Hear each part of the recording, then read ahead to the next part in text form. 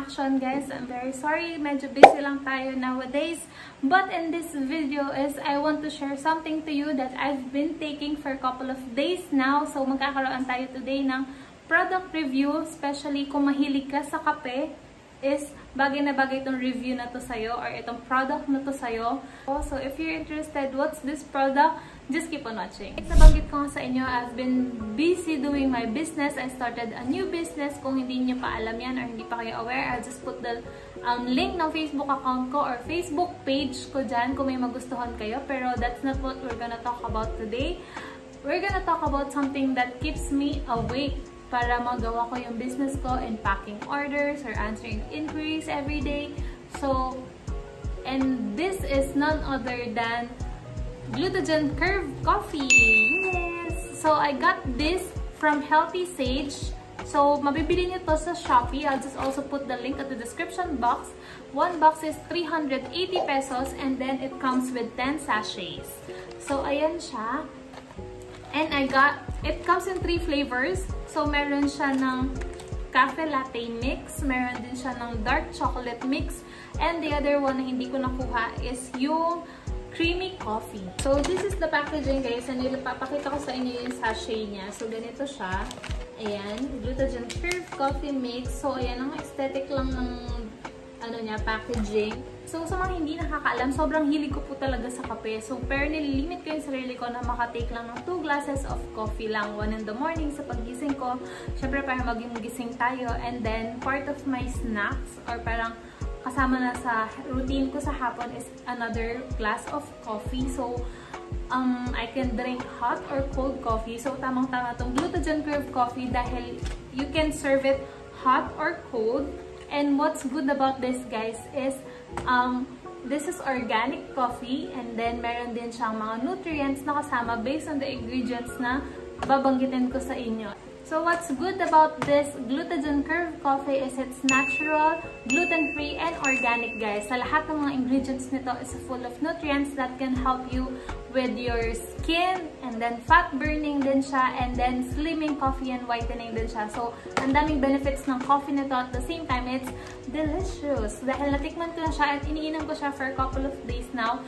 And alam niyo ba bakit ko kinuha yung isang creamy latte and dark chocolate? Dahil minsan, parang nagka-crave ka ng sweets. Tamang-tama ito dahil yung dark chocolate is parang nagka-crave ka ng chocolate in a form of coffee. So, masarap yung chocolate. And honestly, sa dalawa, na-realize ko parang mas gusto ko pa ito minsan. Pero ito, ewan ko, kapag mahilig ka talaga sa kape, may mood lang na gusto mo ng black coffee lang, creamy latte, or gusto mo lang din ng dark chocolate. So, may choices.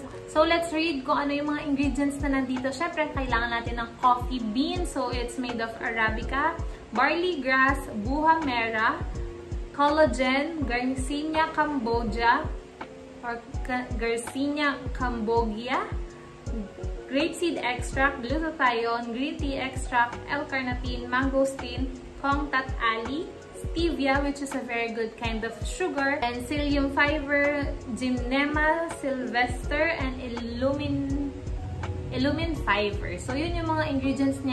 Some of the ingredients is familiar na tayo kasi naririnig na natin siya sa ibang supplements na maybe tinake mo na before or sa mga commercials or anything. Pero yung iba, I did a bit of research.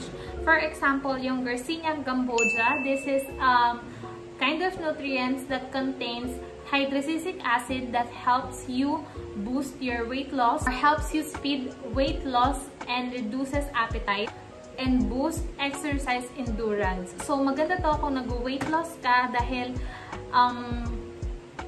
mas magiging full yung pakiramdam mo, so hindi ka palaging gutom, hindi ka palaging kakain, makakatulong siya sa weight loss mo, and then magbo-boost din siya ng energy para sa pag-workout mo. So, better na inumin mo to before ka mag-workout para mas ma-energize ka.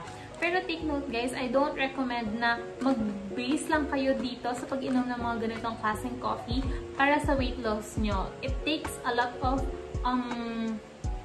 confluence or it takes a bit of everything para mas ma-achieve yung kung ano man yung tina-target yung weight loss. So, this would just help you with your appetite and then help you with your weight loss journey. Hindi siya yung mismong nakakapayat, guys. And as what you've heard, guys, meron din tayong glutathione that helps with your skin whitening, and then collagen that improves your skin structure, and nakaka-help din to para mas mapalakas yung mga bones natin. And then, the other thing, yung mga mangosteen or L-carnitine, those are good antioxidants that would help us malabas yung mga toxins natin sa katawan.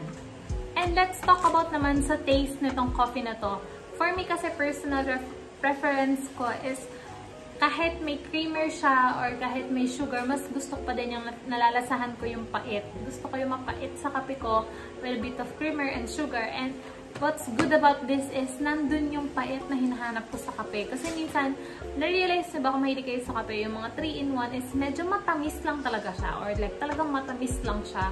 And hinahabol ko yung taste of coffee. Alam niyo ba yun? And so, minsan, naglalagay pa ako ng additional na coffee para mas ma-boost yung, alam mo yun, umiinom talaga ako ng kape. Pero surprisingly, para dito, like, para siyang 3-in-1 mix ang lasa niya, pero nandun yung pait na hinahanap ko sa kape niya. And another thing is, dito naman sa chocolate flavor is, nandun yung chocolate flavor na hinahanap ko, and meron din siyang pait ng coffee, which is a balance and a good mix for my preference. Kaya kuwang ko talaga yung right kick of coffee, especially sa umaga. Doon nabuboost yung energy mo kapag nakuha ko talaga yung lasa ng kape na kinikrave ko. Or kung hindi nyo man alam, is talagang tinatry ko yung mga products bago ko sila i-share sa inyo, guys. And based on my experience, this is very good sa mga nag-weight loss nga, especially yung calorie intake niya, or kung kagaya nyo na nagme-maintain din ng mga calories na tinatake in everyday, like what I practice, pero hindi ako ganun ka-strict, pero as much as possible is nagka-calorie deficit ako. Kung familiar kayo doon is nagme-maintain kayo ng weight, and then binibilang nyo yung calories na tinitake nyo in a day. Kung mapapansin nyo dito is nasa 66 calories lang to per sachet compare sa isang 3-in-1 coffee na it contains 120 to 150 calories in 1 pack lang yon, in 1 glass. So, compare mo yon, kahit makadalawa ako na kape nito, either of the two flavors is inumin ko siya in 1 day, it contains only 66 calories per sachet. So, that means nasa around 136 calories lang ako kung magto 2 times a day ako ng coffee, ng glutathione curve in 1 day, which is a good point, lalo na kung nagme-maintain ako or you're in a calorie deficit. I would also say, based on my experience, it boosts my metabolism. Hindi ganun ka-boost na talagang biglang payat ako dahil hindi ko pa ganun siya katagal na tinitake para talagang makita yung effect na pumayat ba ako, dahil as it says, is slimming coffee siya. But disclaimer, guys, it claims that this is a slimming coffee and a whitening coffee, but I've been drinking it for a couple of days pa lang, like let's say in a week. So hindi ko pa ganun nakikita yung effect niya sa akin. Hindi ko pa na-sure kung pumayat ba talaga ako or pumuti ba ako. So maybe I would update you in a couple of days or in a month kung ano yung talaga yung naging effect niya sa akin. But so far, so good dahil it helps me release yung dumi na kailangan kong i-release for the day, yung mga poops. Nang tinake ko tong coffee na to is naging effective siya, naging regular yung bowel movement ko every day, like as in every day is balik na ako sa pag re-regulate ng poops ko. So I think it's a factor. So I would say na bumilis yung metabolism ko in that way. Sa skin, sa whitening, or kung ano man is, hindi pa ako sure. I can't guarantee dahil ilang days ko pa nga lang siyang iniinom. So I would rather update you in a month on that. Pero with regards to the taste and with regards to the metabolism or sa pag-help niya ng pag-regulate is it's very effective, guys. Nawalan ng kuryente, wala ang vlogging fair. Buti meron tayong ring light, so tuloy lang tayo. Disclaimer, guys, lahat ng sinabi ko dito is based on my experience. Pwedeng yung effect niya sa akin could not be yung effect niya sa inyo din. So, iba-iba naman tayo ng katawan and ng reaction and everything that we take.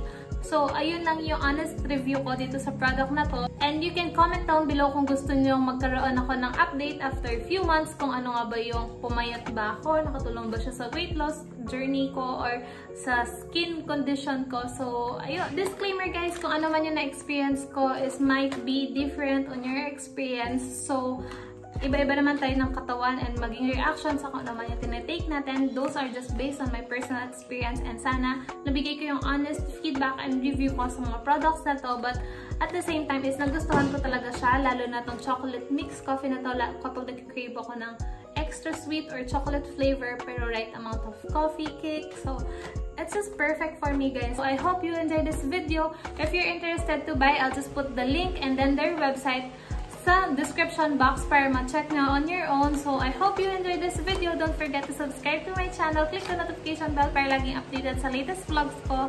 I'll see you in my next vlog, guys. Bye!